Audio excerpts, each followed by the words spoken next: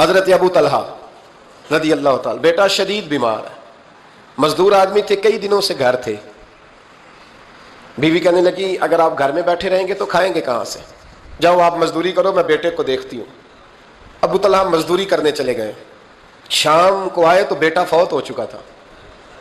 عورتیں بے حوصلہ ہوتی ہیں نا اکثر، پر بیوی نے سفید کپڑا ڈال کے کمرے میں رکھ دیا. بیٹا، ماں اور بیٹا کو ناپ تک تھا رشتہ، بیٹے میں سفید چادر ڈال کے کمرے میں رکھ دیا. حضرت ابو طلحہ انصاری آئے، بیٹے کا کیا حال ہے؟ کہنے لگی اللہ کی رحمت میں ہے. اللہ کی، کیسا جملہ ہے، اللہ کی رحمت میں ہے. خامد نے کھانا کھایا، بیوی سے ملنے کو دل کیا تو ملاقات ہوئی. فارغ ہو کے بیٹھے تو خاتون اٹھ کے نا خامد کے قریب گئی، اس کا ہاتھ تھاما، کہنے لگی نبی کریم علیہ السلام کے صحابی ہو، ایک مسئلہ دریافت کرنا تھا، بتاؤ گے؟ کہ پوچھو. کہنے لگی اگر کوئی آپ کے پاس امانت رکھوائے اور پھر اپنی امانت واپس مانگے تو کیا کرو گے؟ حضرت ابو طلحہ کہنے لگے پوچھنے والی کیا بات ہے، جس کی امانت ہے واپس کر دیں گے.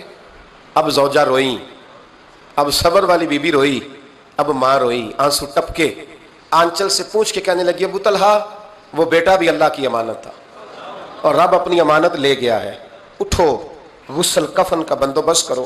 حضرت ابو طلحہ اٹھے، کامتے کامتے ہاتھوں سے غسل کفن دیا، مسجد نبوی میں پہنچے، محبوب کی بارگاہ میں عرض کیا تو رسول کریم فرمانے لگے تیرے اور تیری بیوی کے عمل سے اللہ بھی بڑا راضی ہے، اللہ کے رسول بھی بڑے راضی ہے اور اللہ تجھے برکت عطا کرے گا. صحابہ کہتے ہیں پھر اللہ نے انہیں 9 بیٹے عطا فرمائے.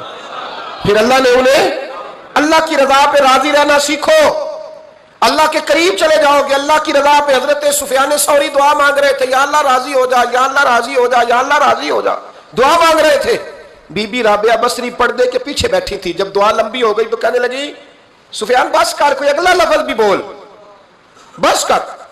آپ فرمانے لگے تجھے کیا ہوا؟ تو کہنے لگی تو کب سے کہہ رہا یا اللہ راضی ہو جا، یا اللہ راضی ہو جا، پہلے اپنے دل پہ ہاتھ رکھ کے بتا تو اللہ سے راضی ہے؟ تو راضی ہے اللہ سے؟ تو روز نہیں کہتا پیسے نہیں ہے میرے پاس مجھے دے، تو روز نہیں کہتا یا اللہ فلانی چیز کوئی نہیں دے، اے اللہ فلاں کو دے دیا مجھے کیوں نہیں دیتا معاذ اللہ، تو روز شکوے نہیں کرتا؟ فرمایا پہلے تو راضی ہو جا